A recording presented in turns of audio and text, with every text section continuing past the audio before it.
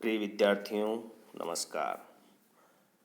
आपके पाठ्यक्रम में काव्यांग परिचय की दृष्टि से रस को स्थान दिया गया है। उसमें रस क्या है, रस का स्वरूप क्या है, उसके अवयव क्या हैं, उसकी हम चर्चा करेंगे। सर्वप्रथम रस की परिभाषा क्या है, उसका अर्थ क्या है, उसको हम देख लीजिए। रस को यदि सामान्य शब्दों में हम कहें तो इसका अर्थ होता है आनंद। जिस प्रकार जीवन का लक्ष्य आनंद की प्राप्ति होता है, उसी प्रकार काव्य का लक्ष्य भी आनंद को प्राप्त करना माना गया है। इस बारे में तैत्तिरीय उपनिषद का यह श्लोक आपके ध्यान में होना चाहिए। उसमें कहा गया है कि रसो वै सह हेव्याम लब्धा सह आनंदी भवति, अर्थात काव्य में रस को प्राण या आत्मा स्वरूप मानकर उसे सर्वोच्च स्थान हमेशा के लिए दिया है। यानी रस को भारतीय काव्य शास्त्र में सर्वोच्च स्थान मिला है। इस आधार पर जो परिभाषा दी जा सकती है वह यह है कि काव्य अर्थात कविता, कथा, उपन्यास, नाटक आदि के पढ़ने, सुनने अथवा अभिनय देखने से जिस आनंद की प्राप्ति होती है उसे रस कहते हैं। यहाँ काव्य का अर्थ साहित्य है। प्राचीन काव्य शास्त्र में काव्य को जो परिभाषीकरण किया गया है तो उसका अर्थ साहित्य की समस्त विधाओं से है, चाहे वह कविता हो, कथा हो, उपन्यास हो, नाटक हो। उसको पढ़ने, सुनने अथवा अभिनय देखने से जो आनंद मिलता है उसे रस कहा जाता है। अब यह रस का स्वरूप कैसा होता है, इसकी हमारे शास्त्रों में चर्चा की गई है। यानी रस की अनुभूति कैसी होती है, तो आचार्यगण इसके बारे में काफ़ी चर्चा करते हैं। आचार्य विश्वनाथ ने एक अपना ग्रंथ साहित्य दर्पण में लिखा है कि रस का स्वरूप कैसा होता है। वो कहते हैं कि सत्वोद्रेकाद खंड स्व प्रकाशानंद चिन्मय वेद्यांतर स्पर्श शून्यो ब्रह्मा स्वाद सहोदर लोकोत्तर चमत्कार प्राण कश्चित प्रमातृभि स्वाकारवद भिन्नत्वेयानाम आस्वाद्यते रसः। इसका सामान्य अर्थ है कि रस सत्वोद्रेकमय, अखंड, स्वप्रकाशानंद, चिन्मय, वेद्यांतर स्पर्श शून्य, ब्रह्मा स्वाद सहोदर, लोकोत्तर चमत्कार प्राण और अपने आकार से अभिन्न होता है। इस तरह से रस का जो स्वरूप है इन शब्दों में प्रकट हो जाता है। कहने का आशय कि रस सत्वोद्रेकमय होता है, यानी सत्व गुण से उत्पन्न होता है, वह अखंड होता है, वह स्वयं के प्रकाश से प्रकट होता है, वह चिन्मय होता है, वह वेद्यांतर स्पर्श शून्य होता है, ब्रह्मासाद सरोहदर होता है, यह लोकोत्कर चमत्कार प्राण उसे कहा गया है और अपने आकार से अभिन्न होता है। इन एक एक शब्दों को हम सामान्य रूप से समझने की कोशिश करते हैं कि सत्वोद्रेकमय क्या होता है। यानी रस को सत्व गुण से उत्पन्न माना गया है। जो सांख्य दर्शन है उसमें प्रकृति को त्रिगुणात्मक माना गया है, अर्थात तीन गुणों से मिलकर यह प्रकृति बनी हुई है। ये तीनों गुण कौन से हैं? सत्व है, तम है, रजगुण है। यानी रजोगुणी, तमोगुणी, सतोगुणी, यानी तीनों गुणों से मिलकर ये प्रकृति बनती है। तो जब रस उत्पन्न होगा तो वह केवल सत्व गुण से ही उत्पन्न होगा, अर्थात जब सहृदय तमो और रजोगुण से युक्त होगा तब उसके हृदय में रस की उत्पत्ति नहीं हो सकती। यानी रस मन की रजोगुणी और तमोगुणी वृत्तियों के विलीन होने और सत्व गुण के उद्रेक होने पर ही यह उत्पन्न हो सकता है। तो पहली शर्त यह है कि रस की अनुभूति के लिए जो सहृदय है या जो व्यक्ति है या दर्शक है, पाठक है, श्रोता है, उसके हृदय में सत्वगुण होना चाहिए, न कि तमगुण अथवा रजगुण। दूसरी विशेषता यानी उसके स्वरूप को दूसरे रूप में प्रकट किया है कि रस अखंड होता है। यानी रस जो प्रक्रिया होती है, यानी विभावानुभाव व्यभिचारी संयोग आदर्श निष्पत्ति। आचार्य भरत ने ऐसा कहा है कि रस की जो निष्पत्ति होती है वह स्थायी भाव में जब विभाव, अनुभाव, संचारी भाव मिल जाते हैं, उनका संयोग हो जाता है तो रस की उत्पत्ति होती है। तो यहाँ यह प्रश्न उठता है कि क्या यह अलग अलग हो सकते हैं?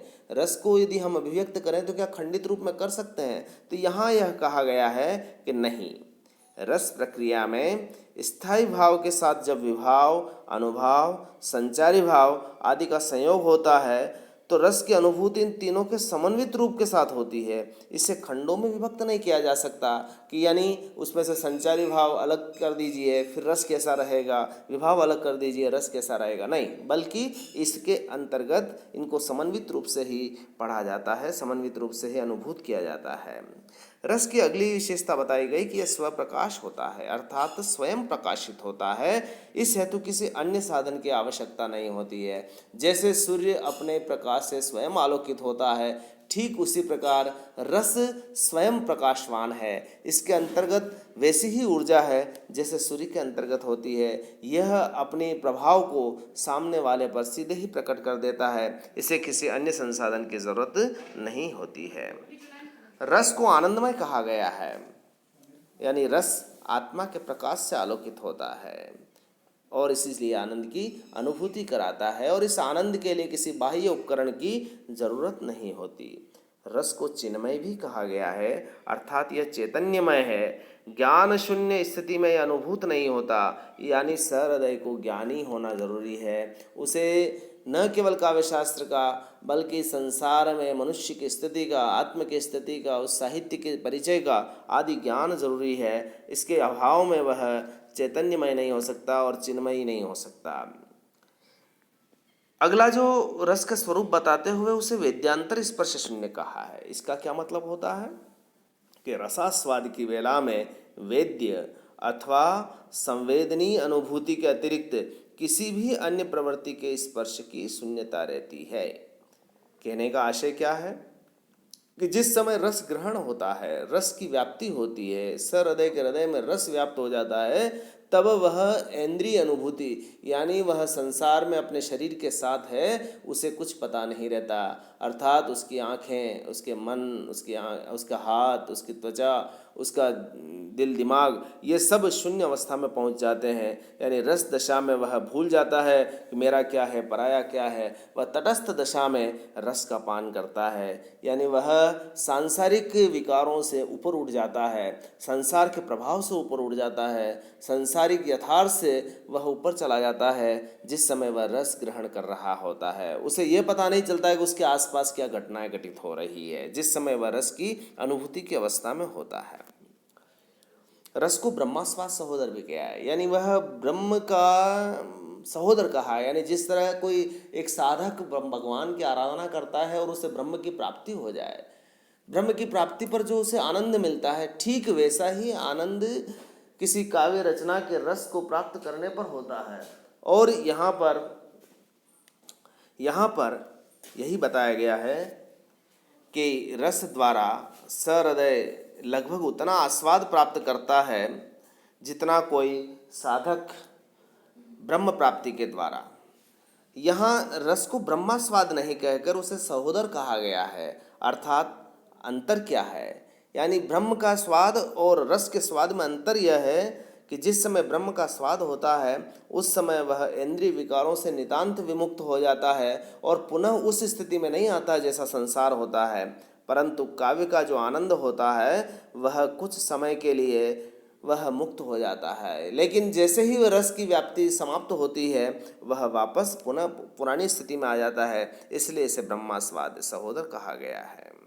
रस का जो परिचय देते हुए इसे इसके स्वरूप की चर्चा करते हुए यह भी कहा गया है कि वह लोकोत्तर चमत्कार प्राण होता है। यानी रस लौकिक सुख दुख से परे शुद्ध आनंद की चेतना है, जहाँ विषय भोगों के इंद्रिय जनित सुखों की पहुँच नहीं होती। अर्थात यह संसार के जितने आनंद हैं उससे इसकी तुलना नहीं की जा सकती कि रस का स्वाद इस तरह का होता है। रस के जब हम आनंद लेते हैं तो संसार में कोई उसके समान दूसरी वस्तु हो। इसकी अंतिम विशेषता ये बताई कि इसे स्वकारवद भिन्नत्व कहा गया है, अर्थात यह अपने आकार से अभिन्न रूप में आस्वादित होता है। यानी जिस रूप में आस्वादित होता है उससे इतर यह और किसी प्रकार की अनुभूति नहीं है।